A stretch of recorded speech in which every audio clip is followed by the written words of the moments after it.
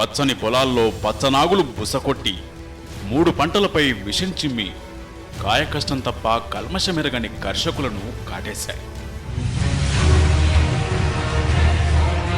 అమరావతిలో అధికార ఆనకొండలు చొరబడి బక్క రైతును భయపెట్టి నోటికాడి కూడు లాగేశాయి.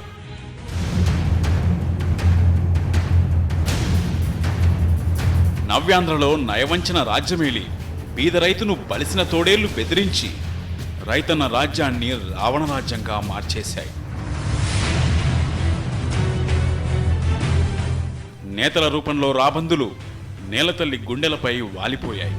మట్టి మనుషుల నోట్లో మట్టి కొట్టి కాడిపట్టినోడికి పాడెకట్టి పట్టెడన్నం పెట్టే పల్లెతల్లి ప్రాణం తీసి పల్లెటూరు ఉసురు తీసి ఉసూరుమనిపించాయి.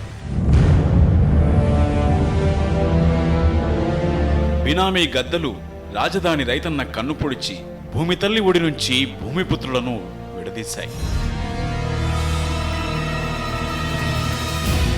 వేగుబంధం రక్త సంబంధం కంటే బలమైన భూబంధాన్ని తెంచి పొడిమి తల్లికి పుత్రశోకం మిగిల్చాయి. వారసత్వ భూములను వారసత్వతో దోచి అన్నదాత ఇంట ఆర్తనాదం వినిపించి తాతలు తండ్రులు తనయుల తరతరాల భూబంధాన్ని తెంచేశాయి.